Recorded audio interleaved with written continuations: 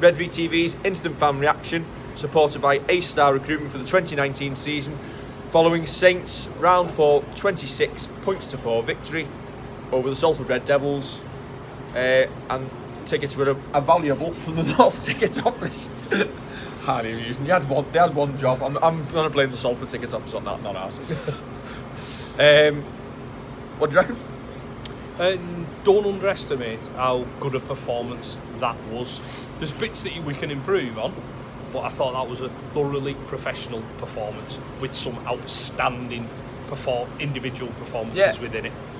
I think that was the word I used throughout. It was professional. Yeah. It was a hard opening 15-20 minutes in them conditions, cold conditions here tonight. But it was tight. There wasn't a lot in the opening 20. But Saints took chances. Yeah, I think that's it. You can see why Salford are up and about and have made a great start to the season, because they did keep it tight. They were playing percentages all the way through it. But I think they set the tone early on, where they did the opening set and they kicked the touch. Yeah, but then the opportunities, as you say, came up, and Saints took theirs and Salford didn't. Theo Farge, more than justifying his selection first half, involved in our hand in all 3 tries. He was superb, wasn't he? He was fantastic. His kick over for Percival, the pass, by the way, for Lomax is to put Lomax on the outside of his defender. You might not see a better pass this season. If you watch that pass again, and I wasn't watching them set up for the kick. I was watching the big screen because I wanted to see how good it was again. He was phenomenal tonight. I thought he was fairly in with a shout for that man of the match.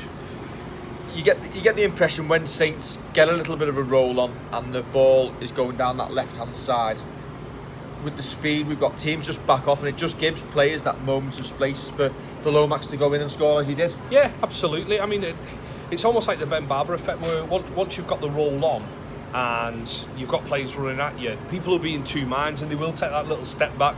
Once you see that weakness, if you've got players with the likes of Lomax in your team, they're going to exploit that.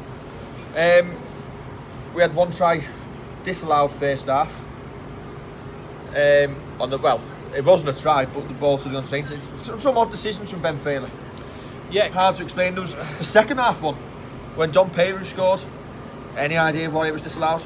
No, well, that's it. Absolutely not. We were wondering if it was a series of unfortunate events, or whether he was consistently inconsistent. Is he seeing something that I can't on the back row here? Yeah, I know, but for what? Well, this is it. We're on the back row. Absolutely We're trying to watch the big screen, because it's easy to turn around and people will turn around and say this is what it was for. Because if you've watched it at home, first of all, I don't blame you, because it's an atrocious night here.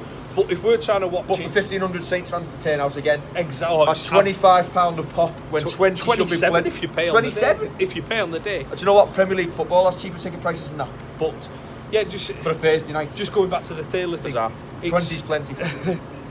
Too right. Just going back to Thaler, when you're in the ground trying to make out what's gone on, and you've just got the big screen to go off, and you're trying to see it once, sometimes it's impossible. So while it looked like he was completely inconsistent, I'm sure when we watch that game back, we may get a better idea. To be fair, we had an iPad with Sky Sports on, perfect HD picture, and still couldn't work out.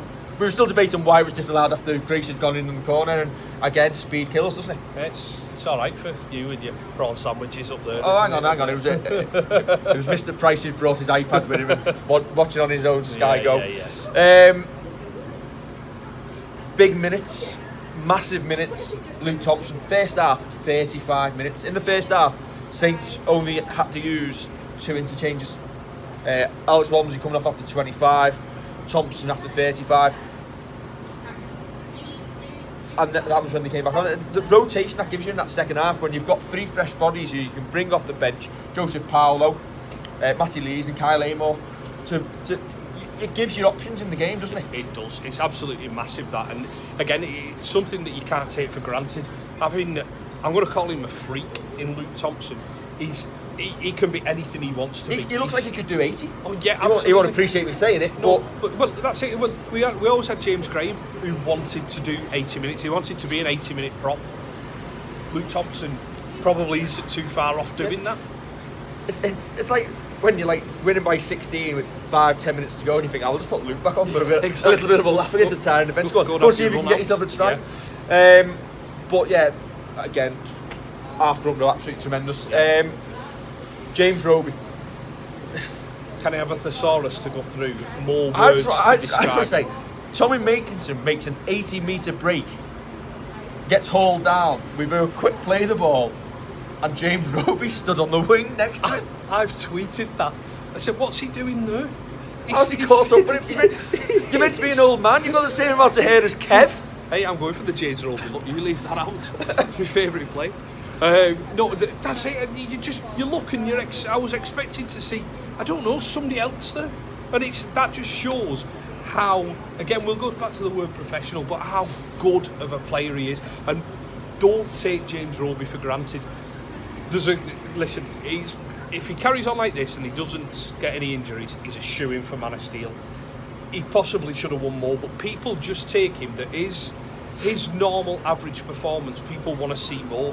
But his average performance is a 9. I was just about to say. I know that's a poor. Yeah. It's a poor James Roby performance. But that's it. Yeah, poor James. Well, yeah, poor James Roby. You get 8 to 9 out of 10. He's absolutely irreplaceable. Even at this stage of his career, he's still irreplaceable. He's no different from the James Roby of 5 years ago. Yeah. And this is where, and it'll come to this argument time and time again of who was better as a hooker. But I'm going to take that out. So I'm going to say, is James Roby one of the greatest rugby league players that has ever pulled on the Red V? Yeah. Is there room on the other side of the stadium for another statue? If Kieran's got one, then maybe James should have one on the other end when he finishes playing.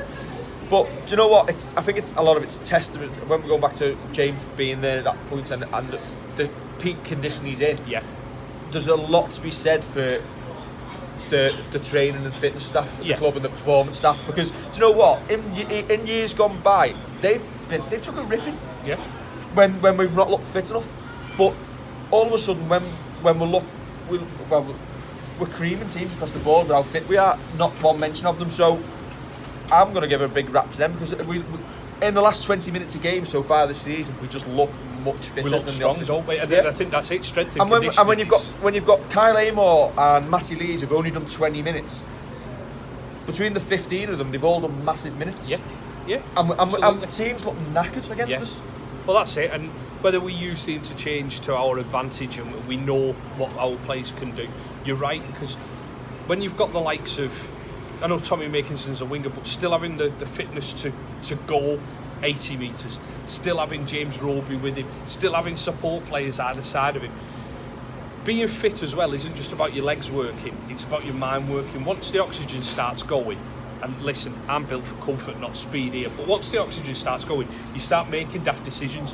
So having players who will get up and support shows what a good job our support staff are doing. Completion rate tonight, considering the conditions, it's a game where you'd expect to see a lot of handling errors, and I thought we were spot on there as well. Yeah, I mean, there were a couple of little ones that you thought might put us in trouble, but our defence was great again. So whenever we did make a mistake, the lads just put their hands up and would defend the set, and all of a sudden you end up turning it back round again and going on the attack. Any real niggles moments tonight? The Zeb Taylor penalty when he pushed him in the face. What's that? We said, if you're going to give a penalty for that, because the man's not getting off him, you're going to give a penalty every other play? Yeah. Bizarre. Yeah, but it's almost one of them that on both sides of it, we've just won a penalty on one of the first tackles from that penalty.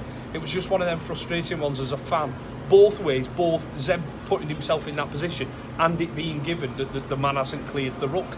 There were, as I say, there were. I think there was another one where Regan Grace made a really good tackle. The fans are baying for a penalty, and it wasn't. Yeah. And the Salford player literally grabs him, pulls him underneath, and is pinning him down, and they get a penalty for it. And you think that's just bizarre. A quick niggle as well. I will say, some of our last play options weren't great. I thought with the last play options, I think the idea was correct. Yeah. But the execution wasn't poor. Great, yeah. The only one for me, Mark Percival, the one in the early chance in the second half. Yeah. Should be getting finished off. I think, obviously, a little bit of a miscommunication with Tommy. I think Mark was maybe expecting Tommy to come back inside. And in the end, he just gave him the ball a little bit too early, didn't he? And it was just, I don't know. I don't want to say lazy, but it wasn't. It's just they'll probably just a mishap. They'll see what's happening in front of them and think I can make that. In reality, I'm sure he should have probably drew the man a little bit before giving the ball, or just gone for it on his own and slid him from 20 metres out. But again, Mark Percival in the first half was amazing. Yeah, absolutely. Do you know what? Tremendous. There's not one player on that pitch tonight I will say, do you know what, he shouldn't play next week. Even like when Amon and Lees came on, they did what was expected of them for the 20-25 minutes they were on the field. And that's why I say you shouldn't underestimate that. You have a look at Coote chiming in at full-back. He's got a lovely pair of hands. It's almost like Wellens-esque when he comes in and he can pass safe the ball as out. houses under the high ball tonight. Absolutely. Considering the weather, not once did a bomb go up to Lachlan Coote where you didn't think he was going to get. Yep. And goal kicking. I was just about to say, ruined my 20-point prediction, but it was a snap that was going to go over. Yeah, he nailed it off the touchline. And I like the fact that he turned around and saluted the fans after that as well, because we give him a little cheer and he gave us a little salute like that when he'd scored. And it's just nice that plays like that. I'm sure he hasn't had, like, don't know, 1,500, 2,000 fans on a Thursday night cheering his name. Yeah. Can I just say what's bizarre? He's had a skin under his jersey every game so far this season. He comes to Salford in a bit of a mist in the freezing cold and goes without. Did he make his kit decision based on the weather yesterday? Yeah. He told me. Right.